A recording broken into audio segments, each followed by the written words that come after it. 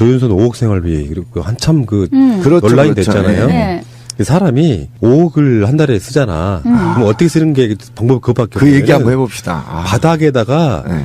돈을 깔고 자면서 이걸 소비했다고 하는 방법밖에 없는 거야. 어떤 사람이 5억을 한 달에 씁니까? 최순실이하고 정유라하고 둘이 독일에서 쓴 것만 해도 물가가 우리보다 높죠. 그런데 1억밖에 못 썼어요. 삼성이 대준 거. 네, 1억밖에 못 썼단 말이에요. 근데 5억 나누기 30 나누기 24를 해봐. 시간당 얼마를 써야 이게 쓰는지. 조인순은 구속돼야 됩니다. 이거는 공무원법 위반됐거든요. 공무원법 위반이에요. 기존에 받았던 연금이나 기타 등등을 전부 다 몰수하면서 이게 뭘로 이게 위반이 되죠? 이게 국가가 윗사람 시켜서 리스트를 만든 것 뿐이잖아. 아니 윗사람이라고 안 나왔잖아요. 주도적으로 조인선과 본인이 근데 이 만드는 행위가 불법인 거예요? 당연히 불법이죠. 왜? 공무원법 위반입니다. 특정 단체나 기타 특정의 성향을 분류할 수가 없어요. 현행법. 이런 얘기까지 나오고 있어요. 조윤선 5억 생활비 그리고 한참 그렇죠, 논란이 그렇죠. 됐잖아요. 네. 사람이 5억을 한 달에 쓰잖아. 그럼 어떻게 쓰는 게 방법이 그것밖에 그 얘기 없냐면 한번 해봅시다. 바닥에다가 네. 돈을 깔고 자면서 이걸 소비했다고 하는 방법밖에 없는 거야. 어떤 사람이 5억을 한 달에 씁니까? 그러니까 그래서 어떻게 써야 돼? 그 돈은 모종의 실세에게 건너갔을 가능성이 있다라고 지금 거죠. 추정이 되고 있는 거예요. 한번 생각해 보세요. 상납했다고? 아니 한번 생각해봐요. 최순실이하고 정유라하고 둘이 독일에서 쓴 것만 해도 물가가 우리보다 높죠. 그런데 1억밖에 못 썼어요. 삼성이 대준 거. 네, 1억밖에 못 썼단 말이에요. 근데 5억 나누기 30 나누기 24를 해봐. 시간당 얼마를 써야 이게 쓰는지. 막 뿌리고 다녀도 못 쓴다니까. 그러니까 그거네 그 영웅본색에 나오는 것처럼 이렇게 말아가지고 그거를 담뱃불로 붙여가지고 지폐를 계속 태우는 방법밖에 없네. 그것도 소비야. 그렇지. 바닥에다가 돈으로 침대를 만들어도 소비야. 그렇게 쓰지 않으면 못 쓰는 돈이라고. 지금 자체도 사실 이 정도 정황이면요. 미르와 K스포츠 정황이면은 이미 이 사람 자체가 스스로 사퇴를 했어야 되거든요. 맞습니다. 네. 근데 지금 버티고 있다가 이제 못 볼 걸 보는 상황이거든요. 오더가 안 내려와가지고 물러나질 못하고 있었던 거죠. 또 최순실 일가, 최태민 일가의 재산을 환수하는 것까지를 포함하는 그런 특별법 같은 것도 국회에서 해봄직한 해야 네, 되는 박근혜도 일이죠. 재산 환수해야죠. 그렇죠. 네, 숨어있는 재산도. 그리고 보면요, 가령 강은희 여가부 장관이 정유라를 쉴드 쳤던 거에 대해서 사과를 했어요. 그런데 저희가 듣고 싶은 것은 사과가 아니잖아요. 그러니까 뭐 그거를 뭐 풍부하게 생각한다는 둥. 나는 그 사람의 감정이 궁금하지 않아. 그게 문제가 아니라 정말 사과를 하려면 내가 누구의 오더를 어떤 방식으로 들어서 내가 그 사람을 그때 쉴드 칠 수밖에 없었다라는 진상 규명에 도움이 되는 이야기를 해야지. 그게 진정으로 사과하는 사람이 던져야 되는, 우리에게 제공해야 되는 거죠. 정말 그 미안한 마음이 있다고 한다면. 근데 그런저런 거 맥락 없이 뭐 어쨌든 참 미안하다. 이게 도대체 뭔 소리입니까? 아무 보탬이 안 되는 이야기인데? 그러니까 지금도 가령 조윤선이 됐든 뭐가 됐든 뭐가 자꾸 뭐 박근혜도 뭐 사과, 우리는 사과 듣고 싶은 게 아니에요. 사과해서 뭐 그거를 용서하고 자시고 할 그런 문제가 아니고 이것은 철저하게 수사와 조사가 이루어져야 되는 문제이고 앞으로 입을 열 사람들은요 수사에 도움이 되는 이야기를 하나라도 하란 말이야. 그러면 조금이라도 어떤 형량을 어떻게 해볼란가, 국민 감정에 조금 뭐 누그러질란가 모르겠는데 아무 그런 거 없이 죄송합니다. 뭐 누가 네 기분을 뭐 알고 싶대? 알게 뭐야? 그러니까 사회 저명 인사들이 정유라에 대한 자율복종을 드러내는 것은 주진호 기자의 말에 의하면 박근혜가 평소에 정유라를 끔찍하게 사랑하고 신주단지 모시듯이 모셨다는 겁니다. 그러면 삼성도 그래서 그렇게 했다는 그래서 거잖아요. 주진우 말에 의하면 서열이 넘버 2가 정유라라는 거예요. 오히려 정유라가 박근혜보다도 더 영향력이 셌다 이렇게까지 얘기할 정도로 대단했던 거죠. 우리 집에서 고집 센 딸이 나보다 서열 높아요. 그러니까 그렇게 되는 겁니다. 꼭 그 의미를 갖고 한 얘기는 아니었어. 그냥 집안이 그렇다고. 아니 그럴 수 있죠. 예. 자, 이 조윤선 씨에 대해서 한번 이야기를 한번 시작을 해보도록 하겠습니다. 양력부터 간략하게 한번 까보도록 하죠. 1966년 7월 22일생, 생일 지난 지 얼마 안 되셨습니다. 그래요? 이제 올해 50이 되셨고요. 네. 서울시 용산구에서 태어나셨고요. 서울대학교 외교학과 학사 그리고 컬럼비아 로스쿨 졸업을 하셨고요. 잠깐. 그럼 외교학과를 나오고 로스쿨을 나왔으니까 외교 법 쪽이 좀 강하겠네요, 이 사람이. 그러네요. 콜롬비아 네. 로스쿨 예. 법학 석사 학위를 취득을 하셨기 때문에 네.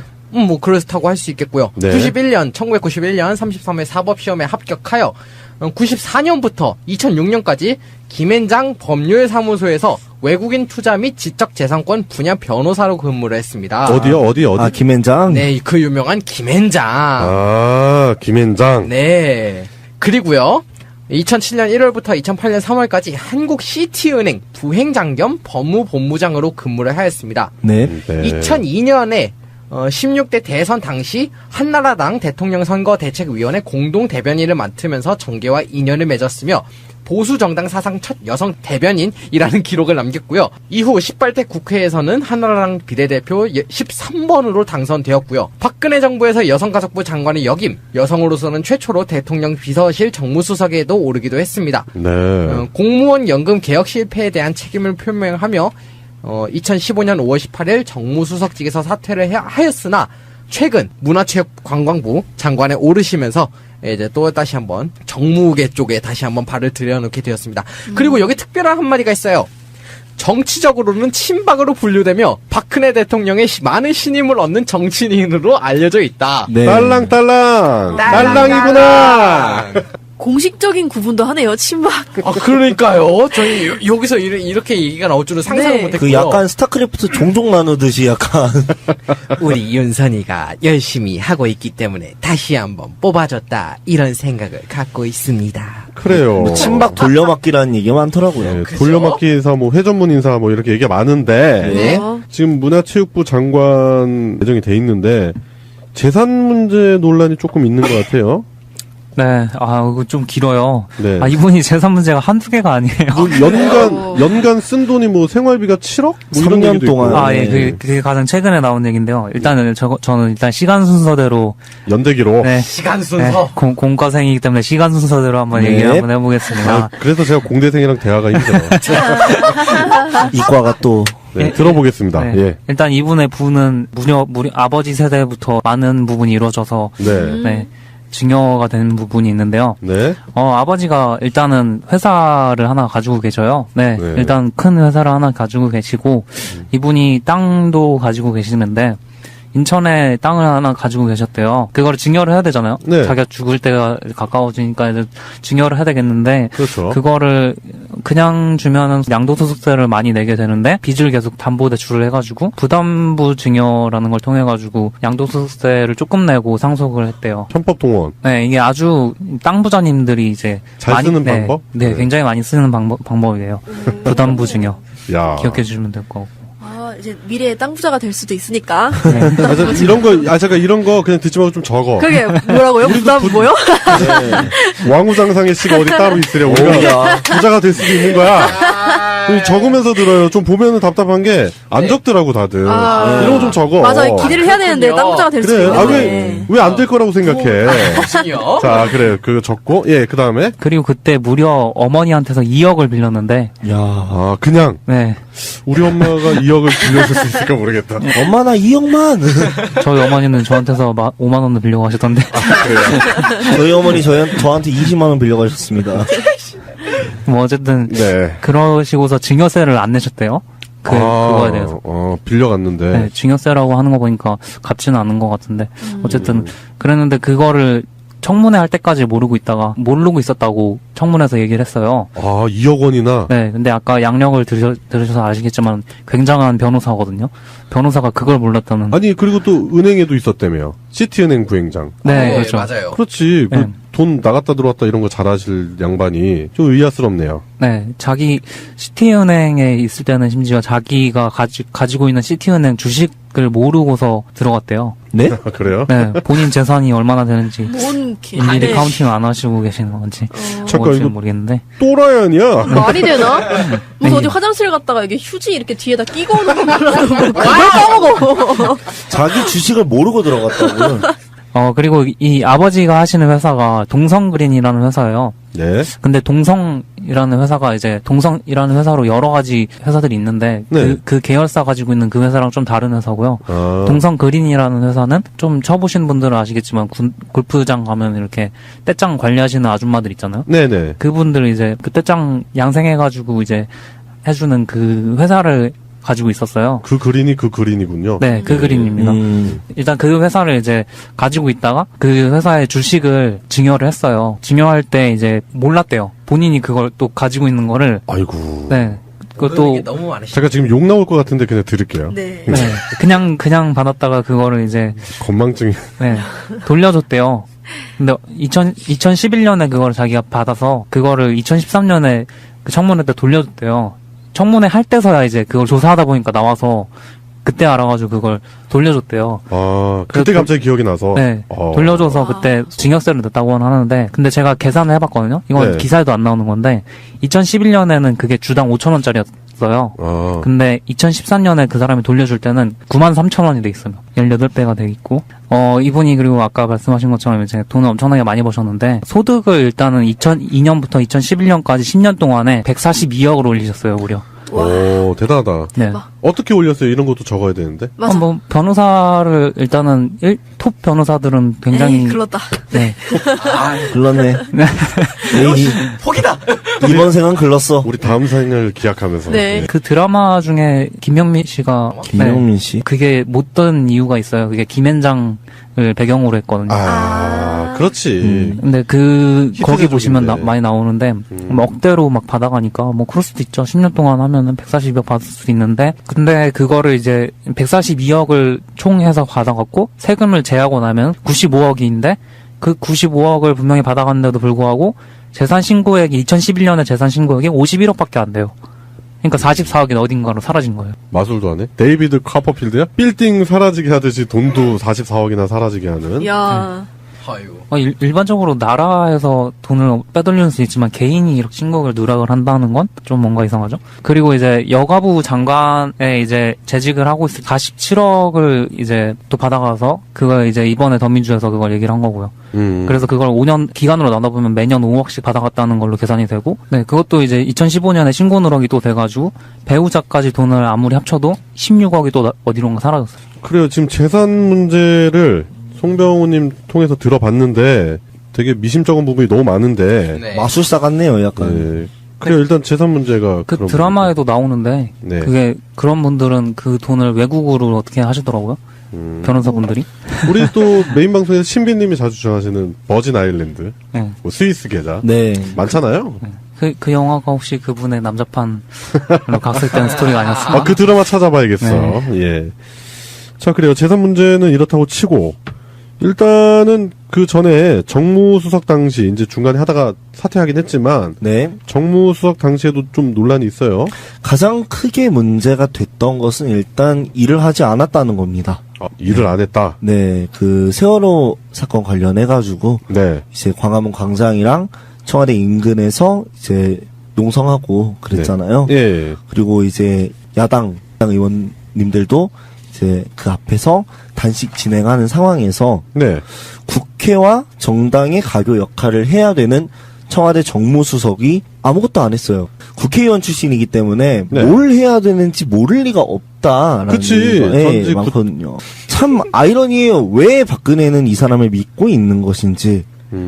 우리 윤선이가 열심히 하고 있다 생각하고 있습니다. 그 조윤선이 디테일하게 뭐 시장 같은 데 가가지고 유세할 때 네. 박근혜가 좀 뭐 이렇게 누가 뭐 물어보고 이런 게 동계산 같은 거 어눌하잖아. 그 옆에서 조윤선이 싹 해가지고 아니면 뭐 머리 매무새를 좀 만져준다든지 그런 걸 잘했나 봐. 그런 얘기가 있더라고. 그래요. 정무수석 지금 네. 우병우나 뭐 조윤선 씨나 별 차이는 그렇게 없네요. 우병우는 너무 일을 열심히 해서 문제인가? 그쵸, 본인이 너무 열을 올린 케이스인 것 같고, 본인이 일을 안 했으니까요. 네. 예, 뭐, 나와보기는커녕 의원님들한테 전화 한 통 없었다고. 아, 그 전혀 뭐 그 제대로 된 역할을 못했었고. 네, 일을 안 했어요. 그리고 이자가 이제 청문회 당시에 역사의식 논란이 좀 있었어요. 네, 여가부 장관 후보자 시절에 인사청문회를 하죠. 네. 여성가족위원회가 인사청문회를 했는데요. 이 중에 역사인식 문제도 되게 도드라지는 사안 중에 하나더라고요. 여기 나온 것만 언급을 드리면 첫 번째로는 이제 5.16은 혁명이냐 쿠데타이냐라는 질문에는 이렇게 대답을 했어요. 그 부분은 제가 역사적 관점에서 평가하고 결정 내릴 깊은 공부가 안 돼 있다라고. 아니, 이게 깊은 공부가 필요한 문제인가요? 국정을 돌보는 장관이라는 인물이 이 정도 역사적 공부도 안 돼 있으면 이게 무슨 장관이란 말이에요. 그렇죠. 네. 그리고 5.16이 군사정변 혹은 뭐 쿠데타라고 말할 수 있는 판단 아니면 그 이전에 이게 5.16이 혁명이 아니라는 판단을 내리는 데에는 그렇게 깊은 공부가 필요하지 않다고 봐요, 저는. 네. 아니, 교과서만 뒤져도 나오는데. 네, 뭐. 교과서만 뒤져도 나오고 그냥 명백한 사실이 드러나 있는데. 그럼요. 네, 근데 뭐 이렇게 딸랑딸랑질을 하는 게 저 멀리서도 들리잖아요. 이거는. 그리고 두 번째는 이제 87년 6월 항쟁에 대해서 이제 인터뷰에서 이렇게 얘기를 해요. 뭐 데모 주도 세력인 소위 진보적인 친구들이 가진 어설픈 이론과 막무가내식 행동 양식에 대해 의문을 가졌다. 이 또라이 아니야, 이거? 이거는 솔직히 좀, 네. 또라이인데? 이게 말이야, 방구야. 말하면서도 이게 내가 말을 하는 건지 방구를 꾸는 건지 정말 모르겠더라고요. 입으로 방귀를 끼는 기염을 토했구나. 네, 진짜로. 아이고야. 네. 네, 그러면서 세 번째는 또 인혁당 재건 사건 재심했었잖아요. 네. 이거 보면서도 유죄를 인정한 첫 판결은 두 번째 재심 판결로 인해 무효화됐기 때문에 실질적으로 효력을 가진 판결은 두 번째 판결 하나라는 대답을 했어요. 뭔 소리야, 그게 또. 그러니까 이거 참 이게 교묘하게. 잘못된 거야라고 얘기하기는 싫고 또 청문회에서 또 어떻게 비위는 맞춰야겠고. 그렇지, 그러니까 여지를 남기는 거잖아요, 계속. 네. 나중에 문제가 됐을 때는 이 부분 때문에 나는 그렇게 얘기한 거다? 아니면 나중에 문제가 됐을 때 난 이 부분 때문에 그걸 부정한 거다. 뭐 이런 식으로 그렇죠. 가려고 하는, 뭐 기름장어야? 뭐야, 이거. 왜 이렇게 미끄러? 그러니까 역사인식을 물어봤는데 이렇게 대답하면 솔직히 할 말이 없는 거죠. 이거 진짜. 그래서 박근혜 씨가 믿고 있는 게 아닐까요? 그렇지. 우리 윤선이. 윤선이는 열심히 하고 있다. 이런 생각을. 그 인사청문회 보면서 그럴 거야. 어머, 윤선이 잘하네. 맞아. 방금 나왔어 뭔가. 오. 인기했어 그럴 이래서. 수도 있을 것 같아요. TV 보면서, 어머, 그죠. 쟤 좀 봐. 생각보다 잘하네. 막 이런. 보스 박근혜. 좋아요. 좀 나- 배웠을 수도 있겠네요. 그렇죠. 뭐 자기 기분도 안 상하게 하면서 잘 통과할 것 같아요. 역시 내 오른팔이야. 참 역사의식 자체가 이런 사람이 근데 저는 그런 생각이 듭니다. 이게 이 사람이 그리고 아까 제가 이제 인성님이 프로필 얘기했을 때 네. 이제 법조 그다음에 그렇죠. 외교학과 출신의 법조인이잖아요. 네. 그런데 왜 문체부냐고. 그러니까요. 그렇게 할 사람 없었을까요? 여성가족부는 그래 여성이니까 그렇다고 칠 수 있어요. 네. 근데 그것도 뭐 잘못된 논리긴 하지만 왜 남성이 하면 안 돼? 그런데 왜 문체부냐고요. 그러니까요. 문체부랑 여가부랑 사실 관련이 좀 있기는 해요. 대표적으로 그 연결고리가 되는 게 저희가 얘기하는 그 게임 산업 쪽. 두 사람. 이 사람이 셧다운제도 좀 문제가 있었죠. 네, 그렇죠.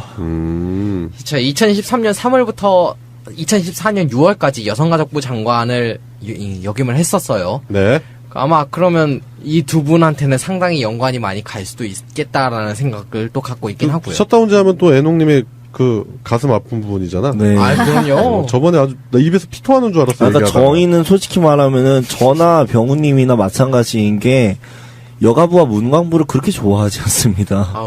사실 셧다운제 시작하면 이 두 분 때문에 집에 못 갈 수도 있기 때문에 그렇죠. 아니 뭐 그런 정도까지는 아니고.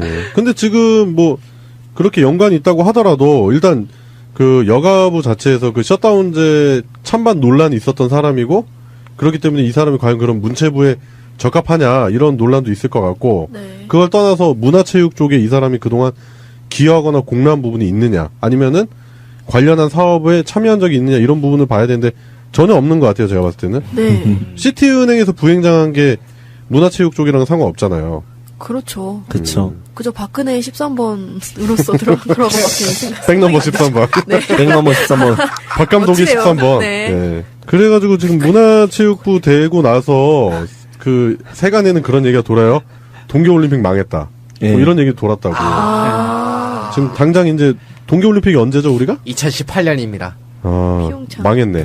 뿅짱. 망했네. 피용찬. 평창. 어떡하면 좋아요, 진짜. 네, 거기 자연경관 다 훼손한다고 네. 난리도 아니던데. 맞아요. 거기 개폐회식만 하겠다는 행사장 1,몇백억 들었다고 지금. 근데 이제 그 강원도가 상징하는 게 물론 강원도민들이 찬성 안 하실 수도 있지만 그 자연공간을 지키는 것 자체. 근데 저희가 듣고 싶은 것은 사과가 아니잖아요. 그러니까 뭐 그거를 뭐 풍부하게 생각한다는 둥.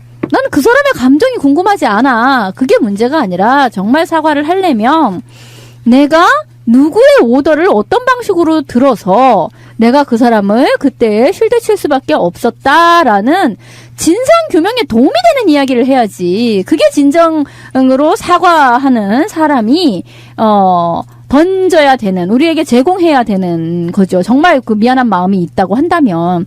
근데 그런저런 거 맥락 없이 뭐 어쨌든 참 미안하다. 이게 도대체 뭔 소리입니까? 아무 보탬이 안 되는 이야기인데? 그러니까 지금도 가령 조윤선이 됐든 뭐가 됐든 뭐가 자꾸 뭐 박근혜도 뭐 우리는 사과 듣고 싶은 게 아니에요. 사과해서 뭐 그거를 용서하고 자시고 할 그런 문제가 아니고 이것은 철저하게 수사와 조사가 이루어져야 되는 문제이고 앞으로 입을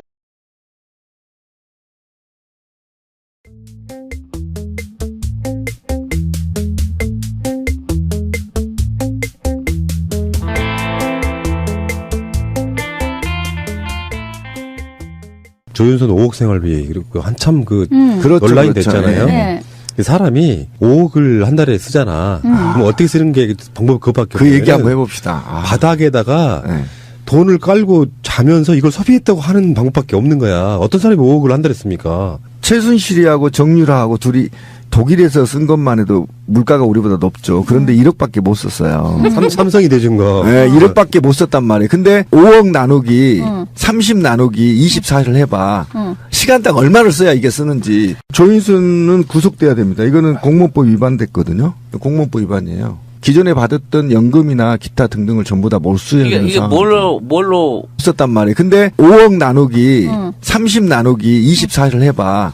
시간당 얼마를 써야 이게 쓰는지 막 뿌리고 다녀도 못 쓴다니까. 그러니까 그거네 그 영웅본색에 나오는 것처럼 이렇게 말아가지고 그거를 담뱃불로 붙여가지고 지폐를 계속 태우는 방법밖에 없네. 그것도 소비야. 그렇지. 바닥에다가 돈으로 침대를 만들어도 소비야. 그렇게 쓰지 않으면 못 쓰는 돈이라고. 지금 자체도 사실 이 정도 정황이면요. 미르와 K스포츠 정황이면은 이미 이 사람 자체가 스스로 사퇴를 했어야 되거든요. 맞습니다. 네, 근데 지금 버티고 있다가 이제 못 볼 걸 보는 상황이거든요. 오더가 안 내려와가지고 물러나질 못하고 있었던 거죠. 또 최순실 일가, 최태민 일가의 재산을 환수하는 것까지를 포함하는 그런 특별법 같은 것도 국회에서 해야 네, 되는 박근혜도 일이죠. 재산 환수해야죠. 그렇죠. 네, 숨어있는 재산도. 그리고 보면요, 가령 강은희 여가부 장관이 정유라를 실드 쳤던 거에 대해서 사과를 했어요. 이게 위반이 되죠? 이게 국가가 공무원- 윗사람 시켜서 리스트를 만든 것 뿐이잖아. 아니 윗사람이라고 안 나왔잖아요. 주도적으로 조인선과 아. 본인이 근데 이 만드는 문체부- 행위가 불법인 거예요? 당연히 불법이죠. 왜? 공무원법 위반입니다. 특정 단체나 기타 특정의 성향을 분류할 수가 없어요. 현행법. 이런 얘기까지 나오고 있어요. 조윤선 5억 생활비 그리고 한참 그 그렇죠, 논란이 그렇죠. 됐잖아요. 네. 그 사람이 5억을 한 달에 쓰잖아. 그럼 어떻게 쓰는 게 방법 그거밖에 그 얘기 없냐면 한번 해봅시다. 아. 바닥에다가 네. 돈을 깔고 자면서 이걸 소비했다고 하는 방법밖에 없는 거야. 어떤 사람이 5억을 한 달에 씁니까? 그러니까 그래서 어떻게 써야 돼? 그 돈은 모종의 실세에게 건너갔을 가능성이 가능성이 있다라고 지금 있다는 거죠. 추정이 되고 있는 거예요. 한번 생각해 보세요. 상납했다고? 아니 한번 생각해봐요. 최순실이하고 정유라하고 둘이 독일에서 쓴 것만 해도 물가가 우리보다 높죠. 그런데 1억밖에 못 썼어요. 삼성이 대준 거. 네, 1억밖에 못. 할 사람들은요, 수사에 도움이 되는 이야기를 하나라도 하란 말이야. 그러면 조금이라도 어떤 형량을 어떻게 해볼란가, 국민 감정에 조금 뭐 누그러질란가 모르겠는데, 아무 그런 거 없이, 죄송합니다. 누가 네 기분을 뭐 알고 싶대? 알게 뭐야? 그 사회 저명 인사들이 정유라에 대한 자율복종을 드러내는 것은 주진호 기자의 말에 의하면 박근혜가 평소에 정유라를 끔찍하게 사랑하고 신주단지 모시듯이 모셨다는 겁니다. 삼성도 그래서 그렇게 했다는 그래서 거잖아요. 주진우 말에 의하면 서열이 넘버 2가 정유라라는 거예요. 오히려 정유라가 박근혜보다도 더 영향력이 셌다 이렇게까지 얘기할 정도로 대단했던 거죠. 우리 집에서 고집센 딸이 나보다 서열 높아요. 그러니까 그렇게 되는 겁니다. 그 의미를 갖고 한 얘기는 아니었어. 잉? 그냥 집안이 그렇다고. 어. 아니 그럴 수 있죠. 예. 자,